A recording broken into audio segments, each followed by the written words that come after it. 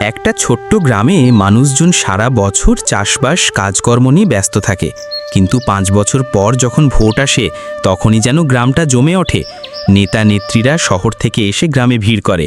তাদের গলা ভাঙা মাইক, রঙিন পোস্টার, হাতে ফুলমালা, সব মিলিয়ে উৎসবের মতো পরিবেশ হয়। ভোটের আগে প্রতিদিনই নতুন নতুন প্রতিশ্রুতির বন্যা নামে।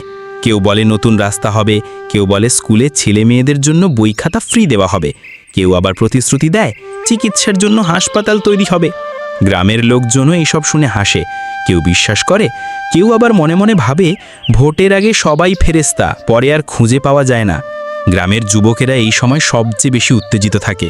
দলবাজি শুরু হয়, কে কার সমর্থক, কার পতাকা টানাবে, কার মিছিল করবে।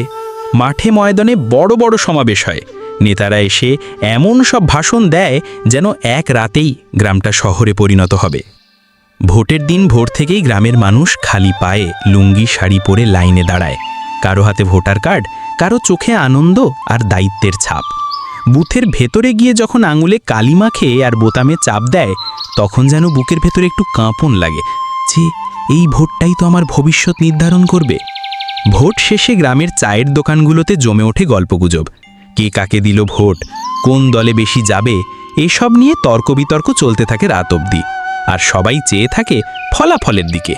শেষমেশ যখন ফলাফল বেরোয় তখন কারো মুখে আনন্দ, কারো মুখে হতাশা, কিন্তু গ্রামবাসীর আশা থাকে যেই জিতুক এবার হয়তো গ্রামের উন্নতি হবে, কথা রাখা হবে। এইভাবেই ভোট শুধু রাজনীতির খেলা নয়, গ্রামীণ জীবনের এক রঙিন অধ্যায় হয়ে যায়।